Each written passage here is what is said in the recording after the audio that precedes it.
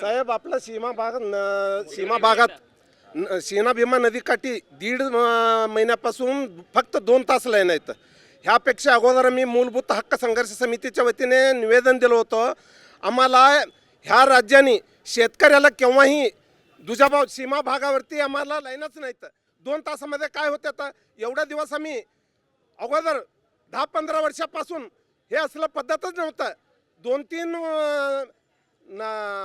वर्ष नदीला पाणी नसेल तरी आम्ही नदीमध्ये विहीर खोलून आम्ही जोपासना केल्यात. फक्त पाणी ते सरकारने अभ्यास करावा. ह्या नदीमध्ये प्यायला पाणी म्हणून राखून ठेवल्यात. त्या नदीमध्ये असलेलं पाणी आता प्यायला येतात का बघायला पाहिजे. माशा मरू लागल्यात. हे पिण्यासाठी ठेवल्यात का लोक मरण्यासाठी ठेवल्यात हे आम्हाला कळेना झालं. हे शेतकरी वर्ग कुठं जायला पाहिजे. प्रत्यक्षात आम्हाला कोणत्याही परिस्थितीत आपला उजनीचं पाणी तिकडचं कर्नाटकवाले 10-12 तास 16 तास चालत येतं. तिथं कर्नाटकमध्ये 3 फेजवर 8 तास आणि 2 फेजवर 6 तास असं 14 तास पाणी मोटर चालते.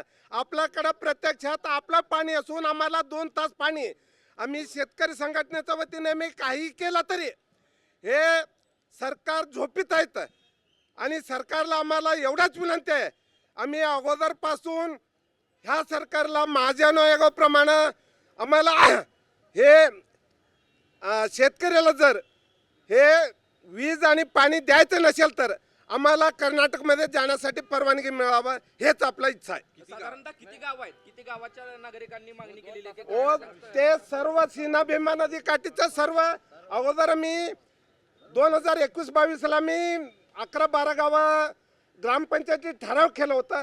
तसंच मी आजही आम्ही करण्याचं मार्गावर आहेत. किती गावं असं आहेत ते ठराव?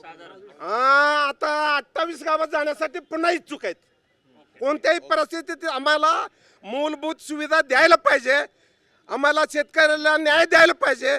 पाणी नसेल तर वीज नसेल तर पाणी नाही घातलेलं ऊसाचं बिल मिळत नाही. हे का सरकार का झोपीत काय करतात. त्यासाठी आम्हाला मूलभूत सुविधा शेतकऱ्याला.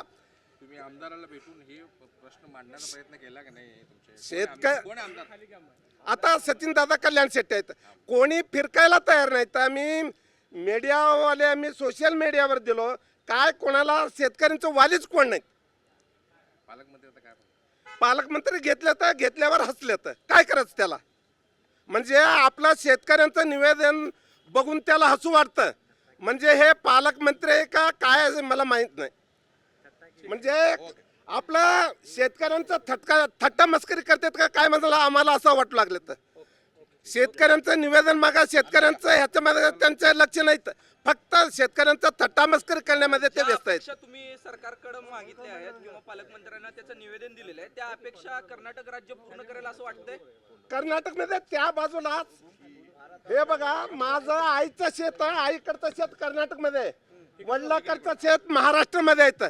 तिथं माझं ऑलरेडी 14 तास मोटर चालू आहे. इथं 2 तास चालू आहे.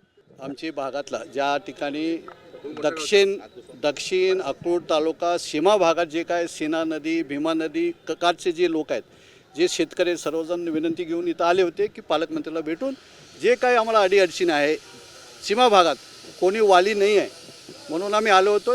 आणि त्यासोबत आमचे मूलभूत हक्क संघर्ष समितीचे अध्यक्ष मानते सत्तुरे ज्यांनी जे सरपंच आलगीचे, या भागात आयुष्यात आम्हाला कधी 2 तास लाईट कधी भेटले नव्हतं. प्रत्येक टाईम 8 तास पुढंच लाईट भेटत होतं. पण आता 2 तास कसं काय तुम्ही देता लाईट?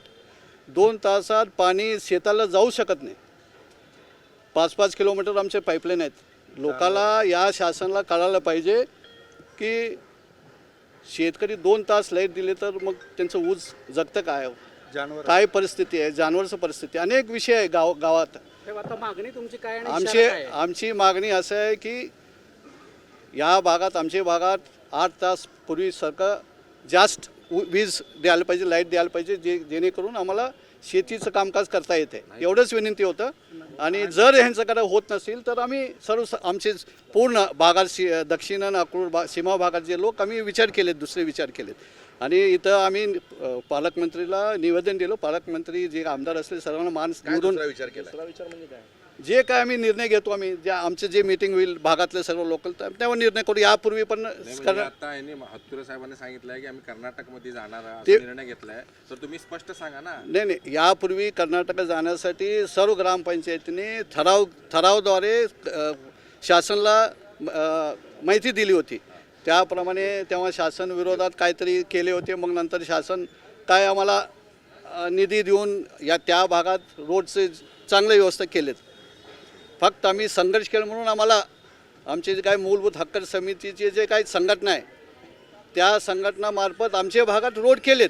मागच्या वेळेस रस्त्याचे प्रश्न होता म्हणून तुम्ही कर्नाटकमध्ये जायचा निर्णय घेतला. हां. यावेळेस तुम्हाला आमच्या नदी भागात आम्हाला रस्ता वीज या पाहिजेच आणि चांगलं पिण्याचे पाणी पाहिजे. शासन पैसे अन्य ठिकाणी खर्च करतात पण शेतकरीसाठी काय नाही. शेतीप्रधान देश असून सुद्धा आम्ही एवढंच विनंती आहे शासनाला की आमच्या मागणीला तुम्ही मान करून आम्हाला मदत करावा.